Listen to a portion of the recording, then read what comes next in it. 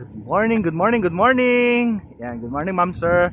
So, ito na naman tayo sa Summit. Ito po yung Summit Phase 3. Tapos i-feature natin ngayon dito itong resale lot.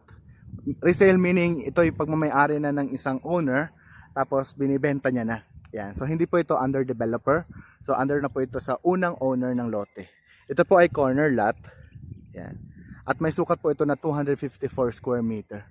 Yan. So, sa likuran natin ay ang parang pasukan to ng simbahan eh. Ayun po yung simbahan. Yan. Yan. Chapel po siya. Tapos ito magiging parking, gano'n. So wala siyang katalikurang house. Yan. So corner lot po siya. Ito po.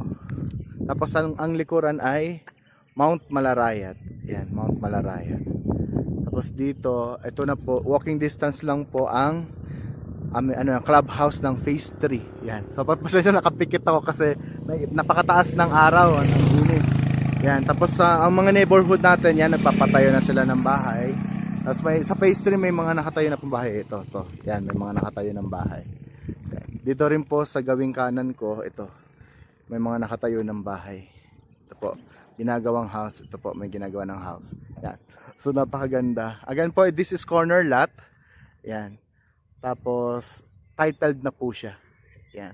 Ililipat na lang po sa pangalan natin. Yan. So, pwede na siyang patayuan ng bahay kaagad.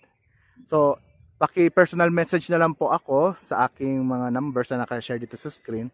0955-0499-646. WhatsApp, Viber, open po yan.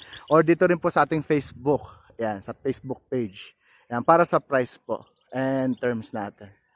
Yan. So, maraming salamat, ma'am, sir. God bless po. God bless. Bye-bye.